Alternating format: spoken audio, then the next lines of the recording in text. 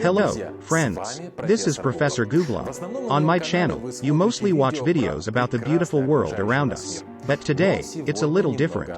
What is it about? Keep watching to find out. Creepy huge birds. Fossils of creepy, huge birds were once found in Antarctica. Judging by the remains found on the icy continent, representatives of a long-extinct species of birds called Pelagornithidae once lived here. These birds once soared over the Southern Ocean with a wingspan of 6.4 meters. By today's standards, that's quite impressive. The largest living bird is the wandering albatross with a wingspan of about 3.5 meters. The extinct species is similar to the modern albatross, only larger. This giant bird was very common throughout the planet, and lived about 60 million years ago. The most interesting thing is that after this discovery, scientists found out that the giant albatross appeared on the planet just a million years after the dinosaurs became extinct. Just a million years after all the dinosaurs were wiped out, the 6-meter-tall bird began soaring through the sky. According to Peter Close of the University of California, Berkeley, the giant albatross has become the top predator in the ocean. For millions of years, in the absence of other large competitors, Pelagornithid was essentially a flying shark. It even had bony protrusions in its beak that closely resembled extremely sharp teeth. Technically, they weren't teeth, but rather shards of bone made of keratin, but they're still pretty intimidating. Ancient ruins. NASA conducted Operation Icebridge in Antarctica, which was to monitor changes in polar ice. The researchers used a new system called the Advanced Topographic Laser Altimeter System, or ATLAS for short. This technology allows them to look under the ice and see what lies beneath. The system uses photons to affect the Earth and to create a perfect map of what lies beneath the ice. After scanning Antarctica, scientists have discovered something that looks like a mysterious city. It's definitely something man-made and has been hidden from view for thousands of years. The patterns in the photos are clearly indicative of a man-made structure. There even seems to be a pyramid-like structure hiding under the ice. All of this could be geologic formations found in nature, but it doesn't seem that way to some. There are too many straight lines and many intersections of rectangular shapes that look like houses. Plus, it's all under a layer of ice about 1.5 kilometers thick. If there really was a settlement under Antarctica, it was here hundreds of thousands of years ago, when the continent was still covered with dense forest. Conspiracy theorists see frightening historical implications in this find. If there really was a settlement here, it means that there was a civilization on the continent before ours. And it turns out that the only reason the settlement remains in Antarctica is because it's protected by a thick layer of ice. What do you think about that? Humanoid fossils. Fossilized skeletons of extremely small humans have been found in the Whitmore mountain range in Antarctica. Researchers came across them while looking for dinosaur bones. Instead of dinosaurs, scientists found human remains no bigger than a normal foot. The bones were about 33 centimeters high and were encased in rock. The alleged fossils were then allegedly taken to the National Institute for the Study of Antiquities in Washington for analysis. The most incredible part is that the alleged age of the fossils is about 600 million years old. But that doesn't make any sense. Back then, the first jellyfish had just appeared on Earth. Frankly, the fossils look fake. None of the top scientists are making any claims about these findings, and the information available is extremely vague. It is possible that researchers have indeed found tiny skeletons, but their age is highly questionable.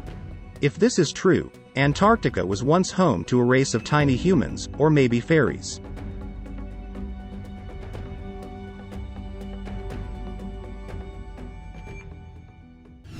Hitler's base. There is no definitive proof that Hitler ever built a secret ice base in Antarctica. However, there is no refutation of this either. In the late 1930s, the Nazis took a particular interest in the icy continent. They sent a small expedition there to explore the territory and claim it for themselves.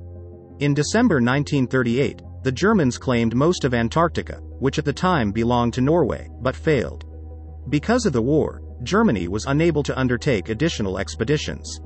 But that's where the weirdness begins. In 1945, a Hungarian exile named Ladislao Sabo wrote a detailed account in an Argentine newspaper. He claimed that the German submarine U-530, which arrived at an Argentine military base on July 10, 1945, was carrying Hitler and his mistress Eva Braun. He said the submarine took Hitler to a secret base that was built in Antarctica in 1938. Supposedly Hitler spent his last days in isolation with Eva Braun at the base. There was no evidence of this other than rumors.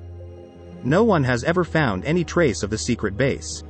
But you can never be quite sure what lies beneath the ice. What do you think of this theory?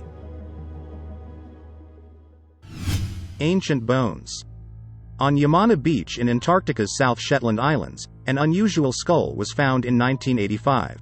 No, not a dinosaur or some creepy monster. The skull belonged to an indigenous woman. She lived in the south of Chile and died in her early 20s.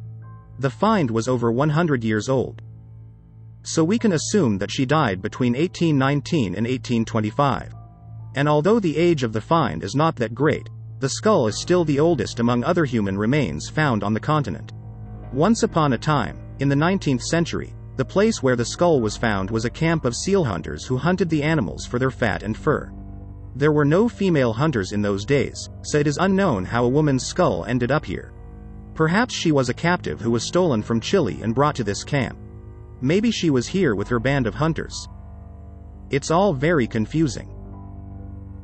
Importantly, the woman's skull may play a key role in the question of who will own Antarctica in the coming years. The fact is that currently there is a treaty that states that Antarctica is a nature reserve, does not belong to anyone and is used only for scientific research. The treaty expires in 2048. That's when countries can start fighting over the continent's resources. And when that happens, the oldest human skull found here may give Chile more rights than other countries. HMS Endurance. At a depth of 3,008 meters, Antarctic explorers have found the ship Endurance. The search for this ship has been called the most difficult wreck search ever. If you've never heard of the Endurance, here's a brief history of it. In 1915, Sir Ernest Shackleton led an expedition to explore Antarctica. The ship became trapped in pack ice in the Weddell Sea. The ship was wrecked and sank. The Endurance lay at the bottom for 107 years before it was discovered in March 2022. Manson Bound, head of the expedition, said it was the most beautiful wreck of a wooden ship he had ever seen. It was expected that such an old ship would fall apart and completely collapse. But the Antarctic cold kept it in perfect condition. Even the name, Endurance, is still clearly written on the stern. Why is the ship so well preserved? It's because of the sea creatures that usually feed on wood. They're simply not present in these icy waters. A rock from outer space. Scientists conducting research at the Princess Elizabeth Station have found a large piece of chondrite stuck in the ice. The experts were looking for meteorites they believed were scattered across the Nansen ice sheet. And people found it, a huge 40-kilogram piece of chondrite. It turned out to be the largest meteorite ever found in East Antarctica in the last 25 years. Here's something you may not know. Antarctica is one of the best places in the world to look for meteorites. This piece, the size of an impressive pumpkin, may have been the largest, but it wasn't the only one. By the end of their research, the scientists had extracted 74 kilograms of meteorites from the ice. In total, they found 425 meteorite fragments and took them away for research in the laboratory. So why are there so many of these celestial bodies here? It's not that meteorites fall here much more often, it's that among the white ice and snow they are much easier to spot. It's like looking for huge black Easter eggs in the snow. Friends, don't hesitate to write comments under the video about what else you would like to learn. I will definitely fulfill your wish. Bye for now.